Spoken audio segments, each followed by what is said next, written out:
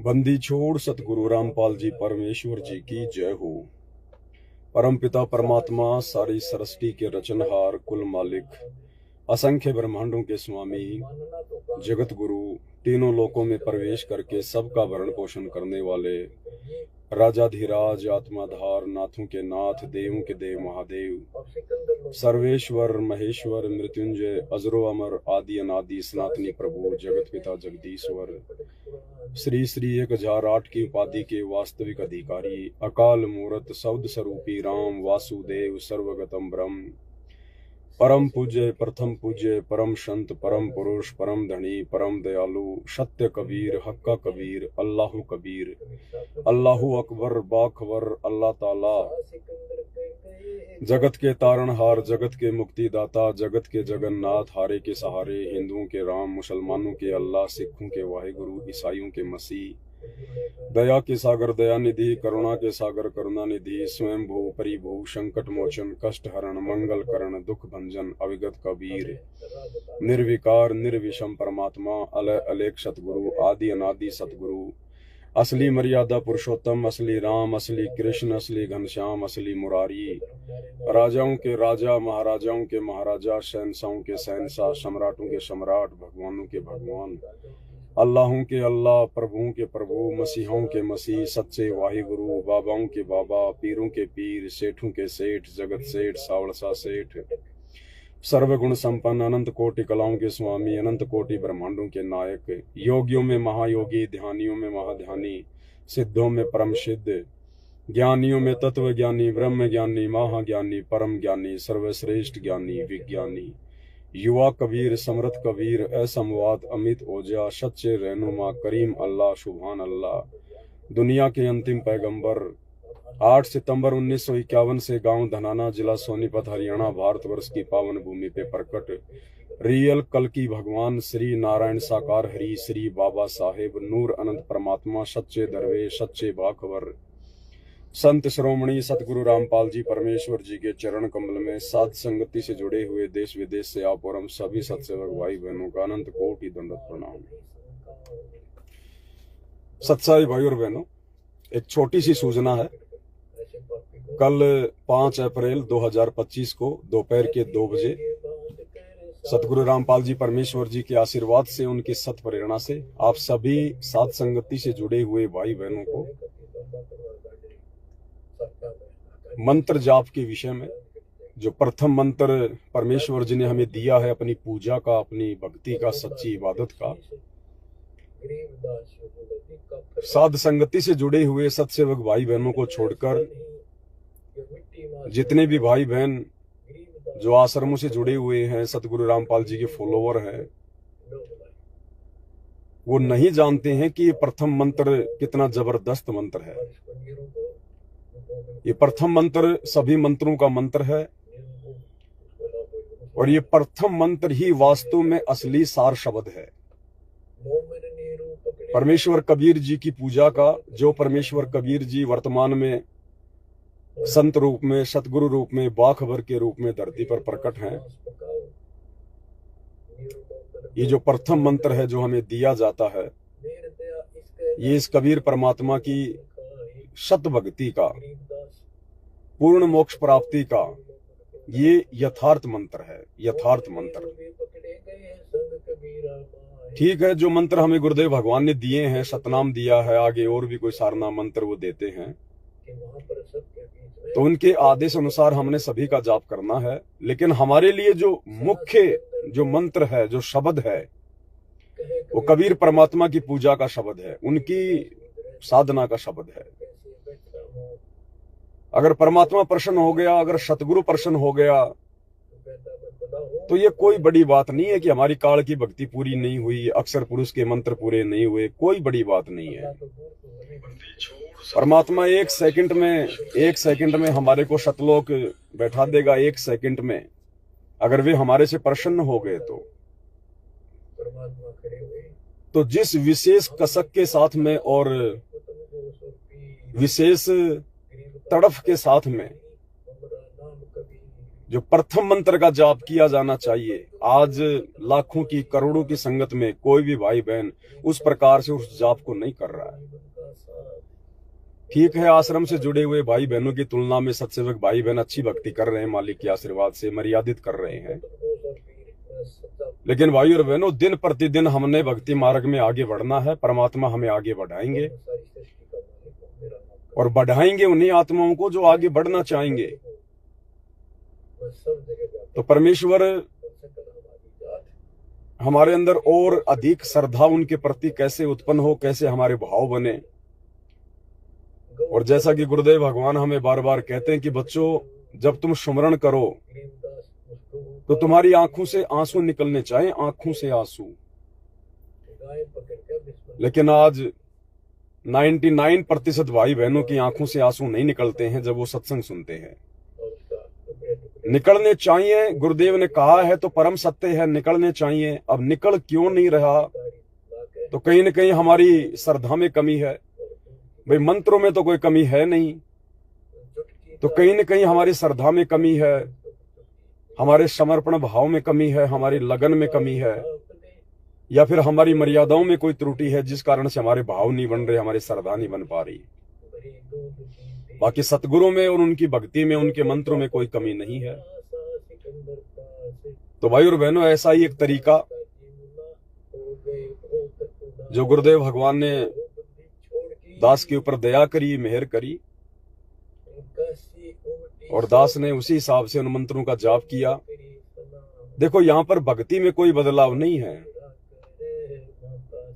भक्ति में किसी प्रकार का कोई भी बदलाव आपको दिखाई नहीं देगा। भक्ति तो वही रहेगी जो सतगुरु ने बता दी।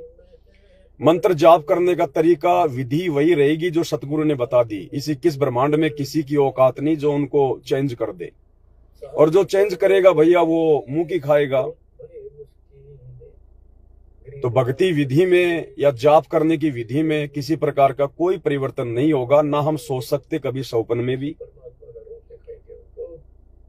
लेकिन जो विधि गुरुदेव ने बताई, उसी विधि को यदि हम थोड़ा सा और जो परमात्मा चाहते हैं, देखो हर बात गुरुदेव नहीं बताएंगे, हर बात परमात्मा अपने भक्तों को नहीं बताएंगे। कुछ बातें परमात्मा इतना ज्ञान देने के बाद फिर अपने भक्तों के कॉमन सेंस के ऊपर छोड़ देते हैं, अपने भक्तों की समझ और बुद्धि विवेक के ऊपर छोड़ देते हैं।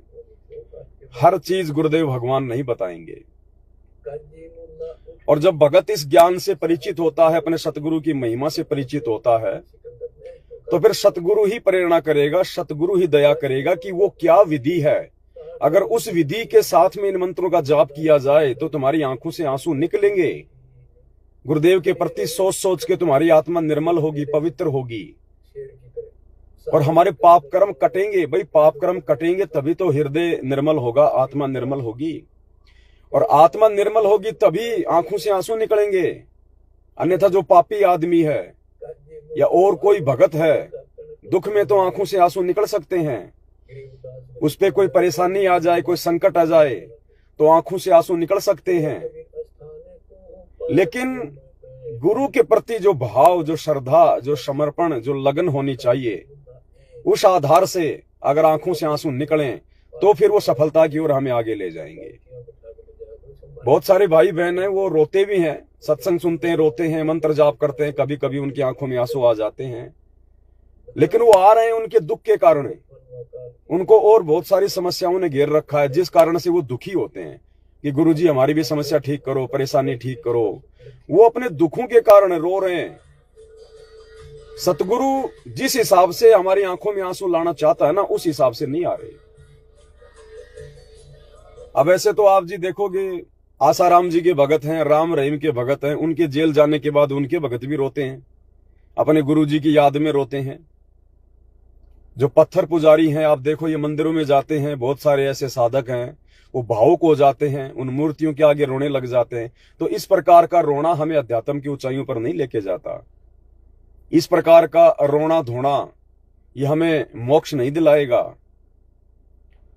तो वास्तव में वो क्या विधि है जो पूज्य गुरुदेव भगवान सतगुरु रामपाल जी परमेश्वर जी ने इस कुत्ते के ऊपर दया करी है। क्योंकि भाई और बहनों, कोई न कोई चैनल तो देखो परमात्मा को चाहिए। मालिक समर्थ है, सर्वशक्तिमान है, लेकिन जिस प्रकार से परमात्मा इस काल के 21 ब्रह्मांड में आके और लीला कर रहे हैं एक आम व्यक्ति की तरह, एक आम संत की तरह, तो परमेश्वर को एक चैनल चाहिए और उस चैनल के माध्यम से ही परमात्मा फिर आगे अपने उसको जो प्रसारण होता है, जो कार्यक्रम होता है, उसको करता है। तो भाई और बहनों, दास पिछले 2-3 दिनों से उसी विधि से परमात्मा के आशीर्वाद से प्रथम मंत्र का सुमरण करता है।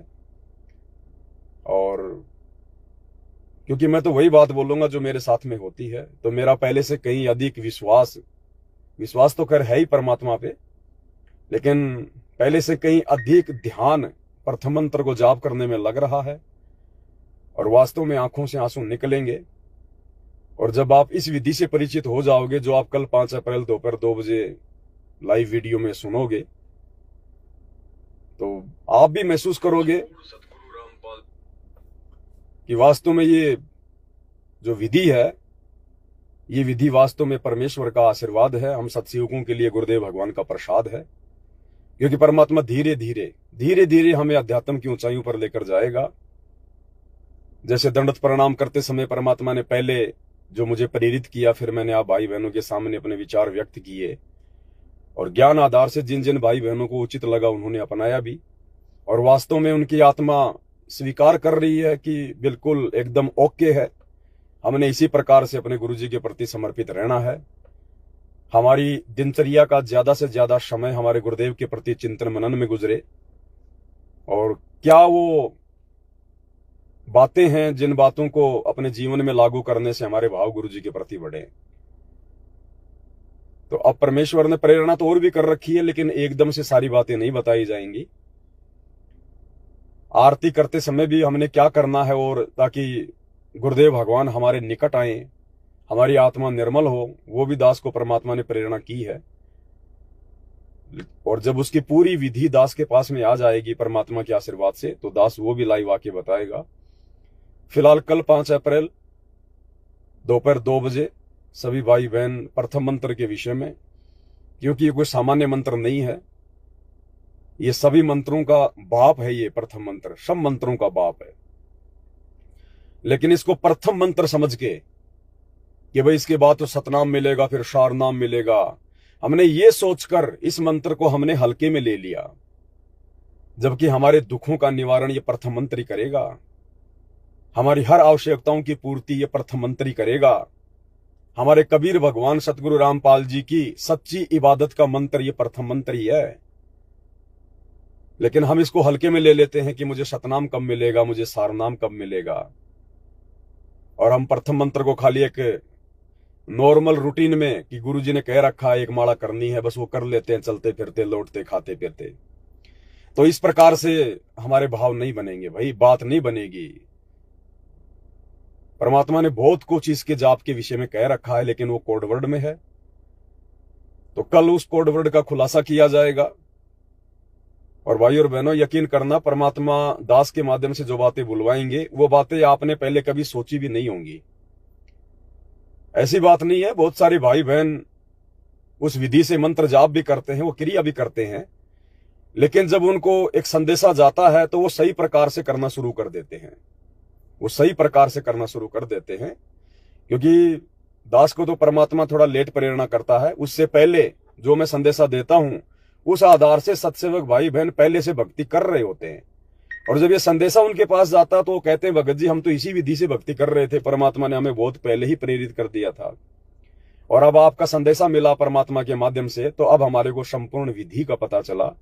तो और भी उनको आनंद आता है परमात्मा की भक्ति में। क्योंकि भाई और बहनों, हमने भूलना नहीं चाहिए, हम शैतान के लोक में रह रहे हैं, और ये भक्ति मीठा फल है। हमने आम का पेड़ लगाया है, भक्ति रूपी पेड़ अभी लगाया है। धीरे धीरे जब हम इसकी सिंचाई करते हुए आगे बढ़ेंगे अपनी भक्ति और मर्यादाओं को निभाते हुए, तो फल तो मिलेगा ही मिलेगा, सुख तो मिलेगा ही मिलेगा। अगर किसान ने गेहूं बीजा है तो भाई भैंसों के लिए चारा तो बनेगा ही बनेगा, उसमें कोई दो राय नहीं है। तो हमें इस भक्ति से मोक्ष तो मिलेगा ही मिलेगा, लेकिन उससे पहले हमें परमात्मा सांसारिक सुख भी देगा, सांसारिक लाभ भी देगा, हमारी हर प्रकार से स्थिति को भी परमात्मा संभालेगा। तो गुरुदेव ने बताया कि जब तुम्हें सुख हो जाएंगे ना, तो उसके बाद धीरे धीरे भक्ति में तुम्हारी रुचि कम होने लग जाएगी।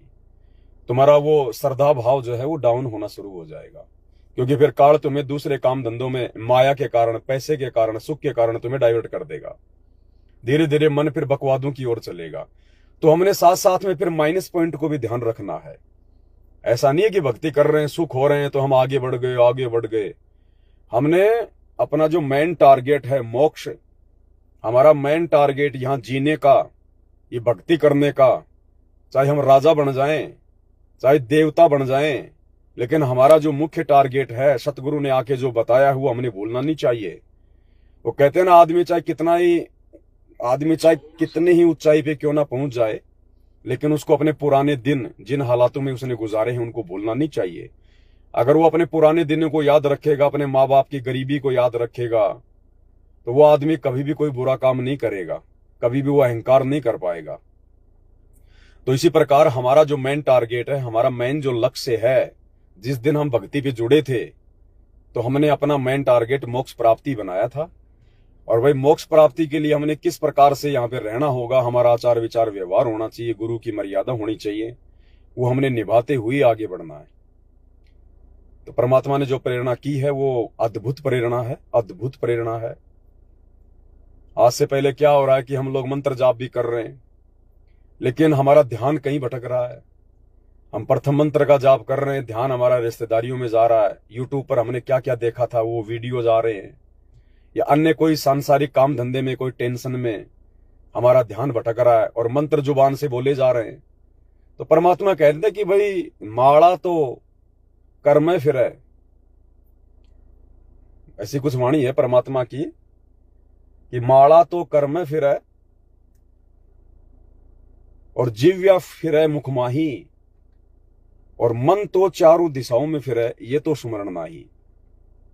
तो इसका मतलब परमात्मा को इस विधि से मंत्र जाप करना स्वीकार नहीं है। भले हम मंत्र कर रहे हैं, लेकिन परमात्मा उनको स्वीकार नहीं कर रहे। तो कौन सी वो विधि है, क्या वो विधि है जिस विधि से हमारे द्वारा जाप किए गए मंत्रों को परमात्मा स्वीकार भी करेगा, और वास्तव में जो फायदा हम प्रथम मंत्र को जाप करके आज तक नहीं उठा पाए, अब हमें तेजी से मिलेगा। और गारंटेड बात है भाई और बहनों, गारंटेड बात है। आप कल 5 अप्रैल के बाद जब उस विधि से मंत्र जाप करेंगे, तो भले आपने 40 मंत्र जाप किए, लेकिन वो 40 मंत्र जाप करते समय आपका 1 सेकंड के लिए भी ध्यान आपका कहीं नहीं जाएगा। ऐसी विधि परमात्मा ने दी है। अगर आप 10 मंत्र करोगे तो आपका ध्यान परमात्मा के उस मंत्र में रहेगा। गारंटेड बात है, आपका ध्यान भटक ही नहीं सकता। आप मंत्र जाप करना छोड़ के सोचना चाहो तो सोच सकते हो, लेकिन जब तक आप प्रथम मंत्र का जाप करने के लिए बैठे हुए हो तो आपका मन भटक नहीं सकता, आपका ध्यान ये शैतान कहीं और ले जा नहीं सकता। गारंटेड बात है, परमात्मा ने ऐसी दवाई दे दी। अब इस दवाई का फायदा भी सत्सेवक भाई बहन ही उठा सकते हैं, क्योंकि बाकी हमारे आश्रमों से जुड़े हुए भाई बहन, गुरु जी का कलयुगी परिवार, वो तो भाई हमारे को मूर्ख समझते हैं, गुरुद्रोही समझते हैं, हमारे को तो गंदे नाले का कीड़ा समझते हैं। तो जब तक संदेश वाहक के प्रति यदि आपका इस प्रकार का व्यवहार रहेगा, आपकी सोच रहेगी, मन में राग द्वेष रहेगा इस पवनदास के प्रति, तो आप कभी भी उन संदेशों को कैच नहीं कर सकते, कभी भी आप अपने जीवन में लागू नहीं कर सकते, क्योंकि आपके भाव बिगड़े हुए हैं, आपका अंतःकरण बिगड़ा हुआ है, मैल भरा हुआ आपके अंतःकरण में। तो इस पवनदास के द्वारा परमात्मा जो संदेश दिलवाएंगे वो केवल सत्सेवक भाई बहन स्वीकार करेंगे, और उन्हीं की आत्मा उनको स्वीकार करेगी, और वही फायदा उठा पाएंगे, बाकी नहीं उठा पाएंगे। तो वीडियो ज्यादा लंबा नहीं करूंगा भाई और बहनों। बाकी रोजाना रात्रि 8 बजे परमात्मा के कर कमल से लिखित पवित्र पुस्तकों के ऊपर वीडियो बनाने की श्रृंखला जारी है। सभी भाई बहन आप देख ही रहे होंगे। और इन दिनों थोड़ा दोपहर को लाइव नहीं आ पा रहा, वो तो देखो भाई दास की औकात नहीं है। परमात्मा चाहेगा दास उतना ही बोल सकता है, उतना ही संदेशा दे सकता है। अपनी मर्जी से संदेशा देने वाले को, अपनी मन मर्जी चलाने वाले को परमात्मा फिर अपना संदेशवाहक नहीं बनाता, निमित्त नहीं बनाता परमात्मा। और अपनी मर्जी से कोई संदेशा दूंगा तो फिर वो आपके भी कर्म फोड़ेगा और मेरे भी कर्म फोड़ेगा। इसलिए दास जल्दबाजी नहीं करता है। परमात्मा जब दास में कोई उमंग भरते हैं, ऐसी कोई विशेष प्रेरणा होती है तभी दास आप भाई बहनों के समक्ष लाइव आता है, क्योंकि मुझे पता है कि आप लोगों का समय कितना कीमती है, मेरा समय कितना कीमती है। इसलिए संदेशा दिया जाए तो वही दिया जाए जो हम सबके हित में हो, अन्यथा ज्यादा से ज्यादा हमने अपनी भक्ति और सुमरण पे ध्यान लगाना है। तो कल रात्रि सभी भाई बहन लाइव जुड़िएगा और इस संदेश को ज्यादा से ज्यादा सभी भाई बहन एक बार शेयर कर दें, ताकि सभी भाई बहन कर दोपहर 2 बजे दास के Facebook page Pawan Das is live के ऊपर लाइव जुड़ सकें। बंदी छोड़ सतगुरु रामपाल जी भगवान की जय हो।